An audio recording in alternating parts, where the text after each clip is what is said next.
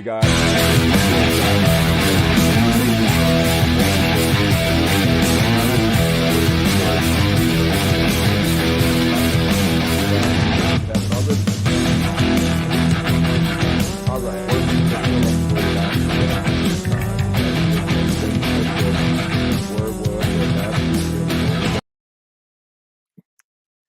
What's going on?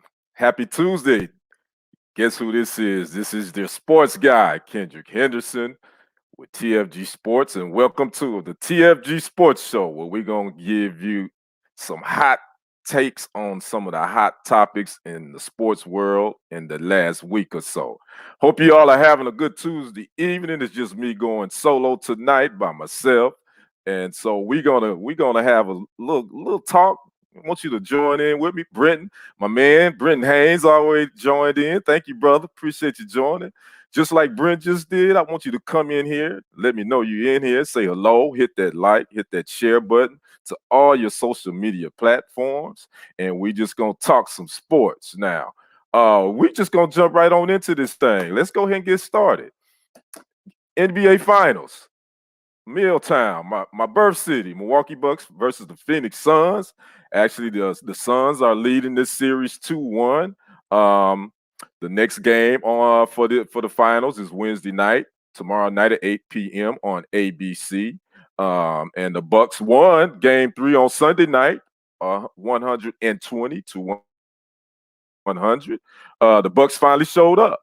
Giannis Antetokounmpo put in a heck of a game. He went for 41 points, 13 rebounds, and 6 assists, and he was 13 for 17 from the free throw line. That was big for him because he's not a great free throw shooter, but he went 13 for 17 from the line, and he shot with confidence. Drew Holiday finally showed up in Game 4 as well. He went for 21 points, 5 rebounds, and 9 assists. And Chris Middleton went for 18 points, 7 rebounds, and 6 assists. So the Bucks had to win that game. They were down 2-0. That was a must win. They had to win it, and it was back in Milwaukee, in Deer District. The Bucks fans were all dressed in green and had the Deer gear on. So the Bucks really had to get that win. The Suns, they didn't shoot the ball well. Jay Crowder actually had a good game. He went for 18 points, 6 rebounds, and 1 assist. And Chris Paul led the Suns with 19 points and 9 assists. Now, the one player for the Suns that didn't show up was Devin Booker. And what was interesting too, Devin Booker sat a significant amount of time. I want to say that was in the third quarter. Don't know what that was about, but he sat for a while and he didn't shoot the ball well at all that game. Matter of fact, he only went for 10 points and he was 3 for 14 from the field. So don't know if that broken nose is still bothering him. I mean, he doesn't wear the mask anymore from the last series, but he didn't show up. The Bucks actually finally did what they needed to do. They beat the Suns on second chance points, 20-2. Which was good. Giannis finally did what he should have been doing, getting that ball in the paint, getting it on the block. Let's make some easy shots. The Bucks has been kind of frustrating. They frustrated me a little bit because offensively, they just seem to not have any type of offensive sets, no type of offensive rhythm. They come down and take bad 3-point shots, and they hadn't shot well from the 3-point line during the whole playoffs anyway. I just think that Mike Budenholzer, he needs to regroup. I don't know. His offensive game plan is just weird to me. It's just like, you just come down, you either give it to Giannis and he let him do what he do in the middle of the floor, or you just let these guys just jack up 3-point shots. So they finally came away with a big win. Like I say, that was a must win for them. They didn't have a choice but to win this. Now, that win would be all for naught if they don't win tomorrow night, because it's in Milwaukee. If they don't win tomorrow night, this series is over, because most people have picked the Suns to win this thing in 6. Now, the Suns will have to, if they're going to win this thing in 6, the Suns are going to have to win tomorrow night. So this is a big game for both teams. I think if the Bucks win this, and I pick them to win tomorrow night, I'm gonna go ahead and say that now. That makes this series 2-2. So now you're looking at the best of three, and now you shifting the series back and forth because it's 1-1-1 now. So we're gonna see what happens. I think if the Bucks play like they played last on Sunday night, if Drew Holiday give them what he gave, he hit 5 3-pointers. He was like 5 for 7. And if Chris Middleton does what he do, and we get a little bit from Brook Lopez, if the Bucks get a little bit from them, I think they should win. I don't know if it's going to be handily, but they should win that game tomorrow night. So again, that's a recap on the NBA Finals. Again, it's tomorrow night at 8 p.m. on ABC, and the Suns are leading that series 2-1. Now let's jump to our next topic, Madam Extraordinaire. No spectators for the Tokyo Olympics. Wow, who would have figured this? Already, this Olympics was pushed back a year because this really supposed to have been in 2020. But guess what? We had the pandemic in 2020, so that killed everything. What's going on, Lamar? Thanks for joining us, brother. Appreciate you. But Tokyo has put the president of Tokyo, so to speak, has ruled that they are in a state of emergency following a surge of COVID-19 cases. Now, the organizers had already planned to allow a maximum capacity of 50% spectators at all the Olympic events with no more than 10,000 spectators. Well, now that's out. There's not going to be any spectators, and obviously there weren't going to be no overseas spectators anyway. It was just going to be those of Tokyo. So that state of emergency went into effect on yesterday, and it runs to August the 22nd. Now, they're also asking all restaurant owners to suspend alcohol sales. Now, this will really put this Olympics in a whole totally different light. First of all, you have no spectators. You want restaurants not to sell any alcohol. The economic hit that Tokyo is going to take for this Olympics is probably going to be pretty significant. That's the finances is not here. Me personally, I thought they should have pushed these Olympics back. I didn't think they should have been held anyway. Me personally, because I still think you got COVID-19 cases still out there. You got the Delta variant that's now making its presence. And then you got these athletes coming from all different countries. Obviously, I'm sure they all gonna have to. They got vaccinated or have to be vaccinated, but still, there's gonna be some that fall through the cracks. So then you have all these athletes together. Once they finish up with the Olympics, I would assume they're gonna have to quarantine 14 days before they get back. I would hope so, because now you're gonna have these people, some of these athletes maybe bringing back uh this COVID and not even know it. What's going on, Big Sis? How you doing? Thanks for thanks for joining me. Appreciate you. So I'm just like the Tokyo Olympics is really in it's bad, but I also know that finance is always going to be is always going to take precedent over anything. Tokyo they wanted to host this so bad, they don't care about the well-being and the health of these athletes and these spectators. Now, on the flip side, from the athletic point of view, I want to look at it from that perspective too. You got a lot of these athletes that have worked for 4 years to get to this point.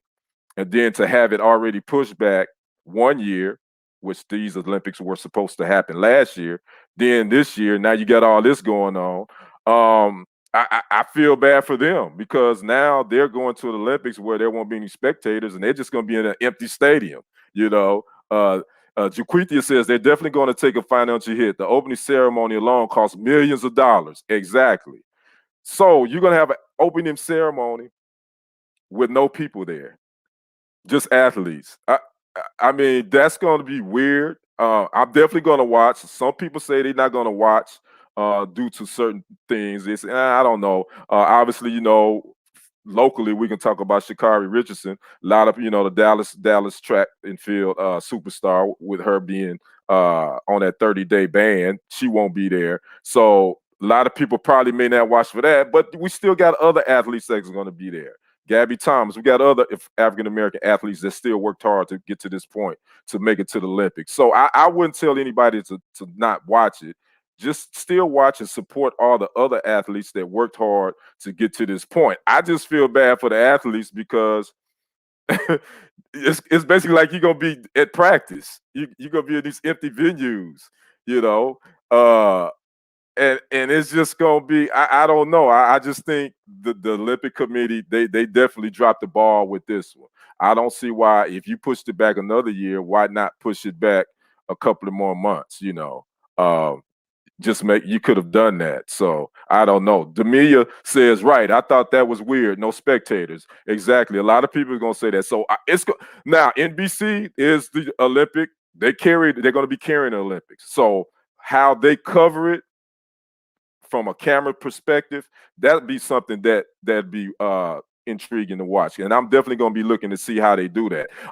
They could actually pipe in crowd noise. I mean, you remember when the NBA went to the bubble. I don't know if you guys, when they did the bubble down in Florida, they were piping in crowd noise. They were able to get audio to pipe that in. Maybe they'll do that just to give the athletes a feel of people being there.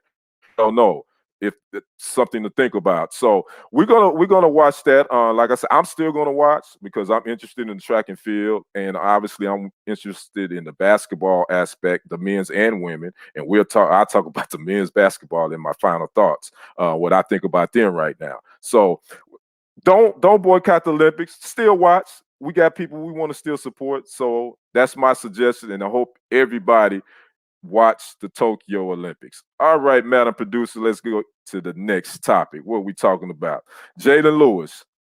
Now, if you haven't heard about this young man, this is a 16-year-old junior that's a hot shot basketball player that plays for Bishop O'Dowd out of Oakland, California, where he just made history.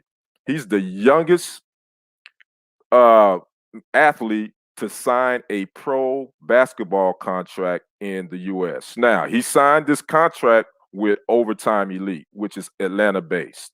Now, here's the kicker about this. Jalen Lewis, he passed up offers to go to Kentucky, Duke, and UCLA, Michigan, and some other schools to turn pro at 16 years old. Now, let me tell you a little bit about what this league offers. So now they've already signed 10 other players, but Jalen Lewis is the youngest to sign. Now, in this league, the athletes will receive a minimum salary of $100,000 per year. They will also receive up to $100,000 for college tuition, as well as full health care coverage and disability insurance coverage. Now, they also will be able to get bonuses and company shares as well. Now, the kicker, the downside to this is they lose their eligibility. They can't go back and play their high school senior basketball year. They can't do that. And they cannot go to college. They lose all that eligibility once they sign their line on the dotted, sign a name on the dotted line. How many games are they playing? That hasn't been, they hadn't said, Bryn, how many games they are playing. I do know that there are 6 teams in this Overtime Elite League.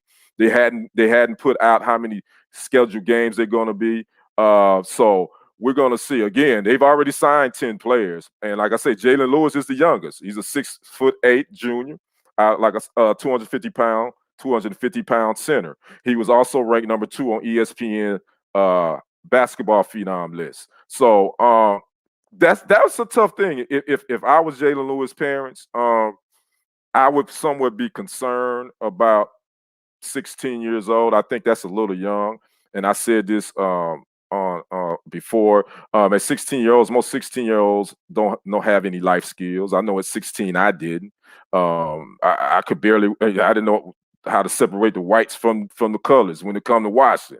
So most 16-year-olds, their main thing is I want to get the latest iPhone and make sure I got all my Jordans, all that. Will it be televised, and is it like Ice Cube League? The television contract hasn't been on their website. They hadn't said is it going to be televised, and it's not like Ice Cube League. This is actually a pro league, 5-on-5, full court, referees, all that. It's totally different from Ice Cube League. Brent asked, but can he go to the NBA after the? Yes, he can go to the NBA after the first year. Yeah, this is a pro league. It's not like the G League, which is kind of the NBA supplemental league. It's kind of like their league, but they can go to pro after how many years they can go, they in this league. That depends on what NBA teams are looking at these players. Obviously, the NBA are going to be looking at these players in this league as well. So they are professional basketball players once they sign their name on the dotted line. But again, they lose their eligibility to go to college, and they lose their eligibility to play their senior year. Just like Jalen Lewis, he's a junior, so he won't be able to play his senior year. This upcoming season, he wouldn't be able to play. Jaquithia says hopefully his parents are able to travel with him like parents of child actors do. And I agree. And that's my concern too. I'm like, are they going to have people available to these young men? Are they going to have Brenton says, oh, well, that's no different than other high school kids then. They are just now allowed to make money. Yes, that's basically it. Yeah, they're getting a substantial amount of money. LeVar Ball, the Ball brothers' dad, he started a league like this like 2 years ago. It didn't last very long because I don't know who his financial supporters were and all that. But LeVar Ball started a league similar to this 2 years ago, and I think it may have lasted maybe 3 months or so. So my concern is make sure that these young men have people teaching them financial literacy. Again, you're talking about 16-year-old young men that, again, their main concern is I got all my tennis shoes in order, and where's my iPhone and the next gadgets and all that. Teach them financial literacy, because that's a lot of money to be given to a 16-year-old. I know $100,000, and then Jalen Lewis, his particular contract, he signed a multi-year deal that's worth up to over $1 million per year. That's Jalen Lewis's contract. He signed a multi-year deal that's worth over $1 million per year. So again, hopefully their parents, Jalen Lewis's parents, and any other financial advisors are on board and are going to help these young men manage their money. Britannica Lynn says, my thoughts are up in the air with this one. Yeah, I think so. I think when you think about it, it depends on your family financial situation. Let's be honest. A lot of these young men come from situations where, this is an opportunity to help their family. Let's go and keep it real. And so it's kind of hard to turn down that money and not really look at the big picture. My concern is that they lose their college eligibility. I hate that, because what if this doesn't work out? What if this doesn't work out? What if they get injured, a season injury? Then what? But the only kicker is they will give them $100,000, up to $100,000 toward college tuition. So I guess that's kind of the other part of it, where if it doesn't work out, they can still go to college, but they still can't play. They can't play basketball because they signed that pro contract. So we're gonna keep our eye on Jalen Lewis, and like we say, we wish this young man good luck, and we hope that this league is a positive thing, and we hope this isn't just another way to young men get lost in the cracks. So, all right, producer, let's move to the next topic. Postponed. I know everybody probably was looking forward to this fight. Probably people had already saved money for the pay-per-view. Tyson Fury and Deontay Wilder. The third fight is postponed. Now, it's not off. It's just postponed. Well, because Fury and some people in this camp tested positive for COVID-19. Now, the fight was scheduled for this, July 24th, and at T-Mobile Arena in Las Vegas. So they had to postpone it because of COVID-19 concerns. Fury is likely to return back to England and won't return back until that fight gets closer. Now, the date that we're hearing is October 9th will be the date of the Tyson Fury-Deontay Wilder fight. And I think Errol Spence Jr. and Manny Pacquiao is going to be, I think, maybe on that card too. That's still up in the air. They're still working out all the details on that. So I know personally, I don't know if I was looking forward to it. I just think, they say the third time's the charm. I think Fury probably was going to beat Wilder again, but I did see some video of Wilder on Twitter where he was getting his workout in, and he was struggling bench pressing 300 pounds. But I mean, technically that doesn't matter. I mean, he's a boxer. I could care less if he's struggling bench pressing 300 pounds. But anyway, so they were showing a little bit of him trying to get a workout in on Twitter and stuff, and he was talking his noise. So Deontay Wilder, I don't know, man. This is his last hurrah, I think. I mean, because Fury put it on him back in February of 2020. that last fight. Matter of fact, Mark Breland, who was Deontay Wilder's trainer, he threw the towel in the 7th round. That's a wrap. This ain't working. And then Wilder eventually got rid of Breland. So I don't know who his new trainer is, but yeah, a lot of people was looking forward to it. It was going to be the biggest fight of the summer. I think we all were. But considering this COVID stuff, they didn't have a choice to push it back. So we're going to see what happens with that. They both up in age. I think Fury is 30. No, I think Fury's 35, and I think Wilder's 32. So they both up in age. The heavyweight division is still trying to find its way. I think everybody wants to see Anthony Joshua. I think that's the fight that everybody was wanting to see before this one, Fury and Joshua. Then some legalities came up where they pushed the narrative. You got to give Wilder his 3rd shot.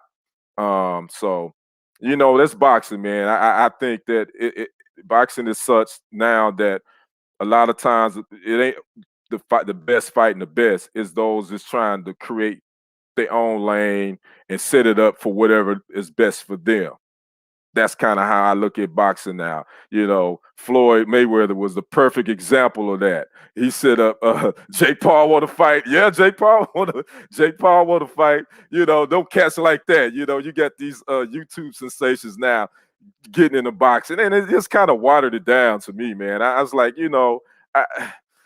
I'm from the old school, so I'm telling take me back to the 80s with the middleweight division when you had Sugar Ray and the late great Marvin Hagler and Thomas Hearns and Wilfred Benitez. Man, you had Roberto Duran. That was to me the highlight of boxing. That time. The mid 80s to the mid 90s, Roy Jones Jr., all that. So now the lighter divisions really is running the thing now. The heavyweight division is really just so. But like we got the Earl Spence Juniors out there and Canelo and all these cats, man, that's really making boxing a little bit more exciting. But then you throw in, like Lamar said, Jake Paul in there to mix it up, even though I think a lot of times that's just a sideshow. But it draws interest, and at the end of the day, you want to draw interest, and you want to sell tickets. It's entertainment. That's gonna keep it real. It's really entertainment. So we'll see this Tyson Fury-Deontay Wilder fight. I think I will peek in on it, just to see what it is, and I think in my mind, I think Fury is probably gonna beat Wilder again, but we'll see. So. All right, Madam Producer, let's move on to the next topic. Oh, yes. It's almost football time, guys. Matter of fact, the Cowboys and Steelers open up training camp next Tuesday, I believe. No, yes, the 21st, whatever the 21st is. Yeah, they open up training camp because the Steelers and the Cowboys play in the Hall of Fame game in August. So they get to open up camp a week earlier. But before that, we get ready for this TFG Fantasy Football League. Now, our TFG Sports Fantasy Football League, what we need you to do, we need you to send in your entry fee of $50 via Cash App to money signs Jaquithia Sims. In the memo field, put your email address and TFG Fantasy Football. Now, once you do that, check your email for your invite to join the league. All funds, now listen to this, all funds must be in by July 31st. No exceptions. Gotta have that $50 entry fee in by July 31st. Now, League One, draft date, and it's going to be live August 10th at 7:15 p.m. Central. Yours truly, Kendrick, and our guy, TFG Fantasy Football expert Charles Moore, will be hosting it live. So bring your popcorn and your drinks. We're going to have a good time, and we're going to make some wheels and deals and see what we can do there. And then our second league draft will be the following week, August the 17th, 7:15 p.m. Central as well.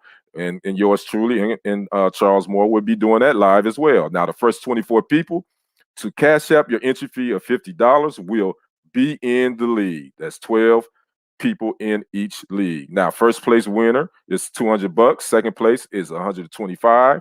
Third place, $75, and fourth place is $50. And ladies and gentlemen, women, you're more than welcome, because a lot of women know a whole lot about this fantasy football. They know their stuff. You're more than welcome to join. All the guys, y'all make sure y'all come in. So we're gonna have a great time with that live draft. So we're looking forward to that, and we're looking forward to this next NFL football season. All right, Madam Producer, we're down to my final thoughts on this beautiful Tuesday. It's hot, but it's still beautiful. We're gonna talk about the USA men's basketball team. You know, I said the other day that when I saw that they lost to Nigeria on Saturday night, I'm like, it's just an exhibition game. They'll be all right. Okay. It's just a loss. No biggie. Doesn't count. Yada, yada, yada. Well, guess what? The men's basketball team lost again last night to Australia. And let me tell you something. I really wasn't concerned at first. Now I'm a little bit concerned. I'm concerned that these guys, even though I think they should win the gold medal, I wouldn't be surprised if they didn't. Because I looked at that game last night and I was like, Australia picked them apart defensively. I mean, they were running backdoor cuts and cutting through the lane, and nobody at the basket. The USA team roster, they have no bigs. They had nobody to defend the basket. And Australia was picking them apart. So, you know, I said at first now that at first I was like, I'm not concerned. I think USA men are going to win this thing going away. I think they're going to be in for a tough one. I think they still should win a gold medal, but I don't think they're going to get this thing as easy as we thought. And, you know, the USA men's team had only lost 2 exhibition games since 1994, 92 actually, when the professionals started playing. They had been 58-2 since 1994 in exhibition games. They've lost 2 in a row in the last 4 days. So I am a little bit concerned. And if someone tells you that they're not, they're lying, because I don't know. I just don't think they have that guy, that take charge guy. I don't really see a take charge guy. I know Kevin Durant is a great player, but he's not a big time leader. I don't consider him that. Draymond Green, he could be that, but he's not the superstar. So this team has a lot of work. Matter of fact, they playing again tonight. They playing Argentina, which is going to be a tough game. Argentina has some guys that can ball. They're playing again tonight. Then they play again on Friday. They play Australia again on Friday. So again, the USA men's basketball team, they might be in trouble. So we're going to see. We might be bringing back a silver or bronze like the 2014 that brought back a bronze medal. But you didn't hear that from me. You didn't hear that from me. But don't be surprised if this team is disappointed. Now, they are missing 3 players. They're missing Devin Booker. They're missing Chris Middleton. And they're missing Drew Holiday. So once those guys get done, they will join the team. And maybe that'll be a big lift. But we'll see. So anyway, that's my thoughts. Again, thank you for joining me tonight. Glad you popped in and gave me some conversation.